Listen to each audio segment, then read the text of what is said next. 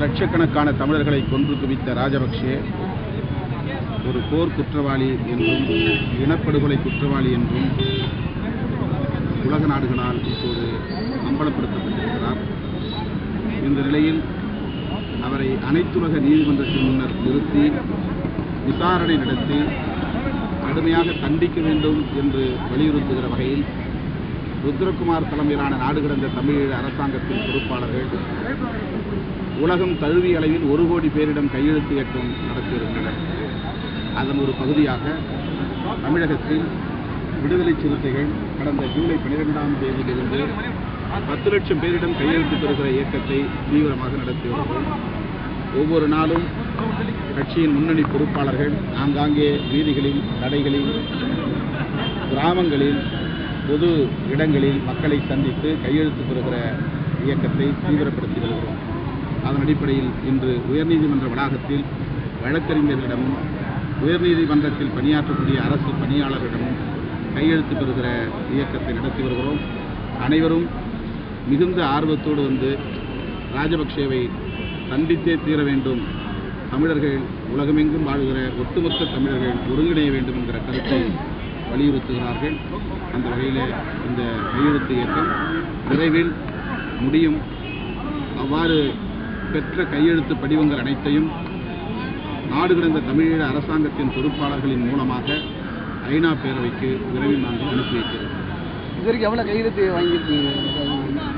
ஒவ்வொரு மாவட்டத்திற்கும் சராசரி 1 லட்சமாவது குறைந்தது வாங்க வேண்டும் என்று நாங்கள் ஆணையிட்டிருக்கிறோம். அதன்படி பார்த்தால் ஏறத்தாழ 20 லட்சம் பேரிடமாவது வாங்க வேண்டும் என்பது எங்களுடைய இலக்கு. ஆனால் 10 லட்சம் பேரிடம் கையெழுத்து பெறுவது என்று நாங்கள் அறிவித்திருக்கிறோம். இதுவரையில் 6-7 லட்சத்தை தாண்டி இருக்கும் என்று வந்திருக்கிற கணக்குகள் எங்களுக்கு தெரிவிக்கின்றன. எப்படியும் இன்னும் 2 நாட்களில் இது தீவிரப்படுத்தப்படுவதன் மூலம் நாங்கள் எதிர்பார்க்கக்கூடிய அளவுக்கு 10 லட்சத்தை தாண்டி கையொப்பத்தை பெறுவோம்.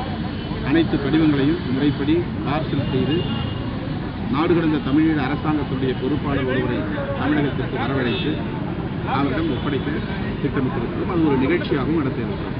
எப்போ அந்த நிகழ்ச்சி? அடுத்த கையொப்ப படிவங்கள் அனைத்தையும் திரும்ப பெற்ற பிறகு ஒரு நாள் குறித்து அவர்களை வரவழைத்து அவரிடத்தில் ஒப்படைக்கிறோம். அரசு ரீதியாக கேள்வி கேட்கலாமா? பாமக திமுக வெளியேறி வந்திருக்கு, உங்களையும் வந்து அவங்கள அழைப்பு கொடுத்துருக்காங்க, எங்களோட வருவார் அப்படின்னு நம்பிக்கை இருக்குங்க. அதை பற்றி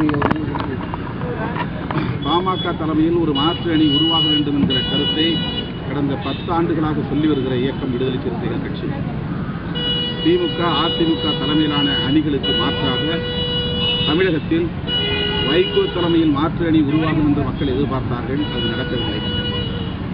பாமக தலைமையில் ஒரு மாற்று அணி உருவாகும் என்று எதிர்பார்த்தார்கள். அதுவும் காலம் தாழ்ந்துவிட்டது. இந்த நிலையில்தான் கடந்த நாடாளுமன்ற பொதுத் தேர்தலின் போதும் பாமக தலைமையில் ஒரு தனி அணியை உருவாக்க வேண்டும் என்ற கருத்தை நான் மிகவும் வற்புறுத்தி கூறினேன்.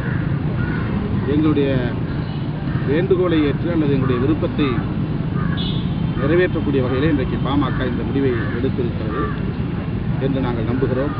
பாமகவின் முடிவை வரவேற்கிறோம், பாராட்டுகிறோம்.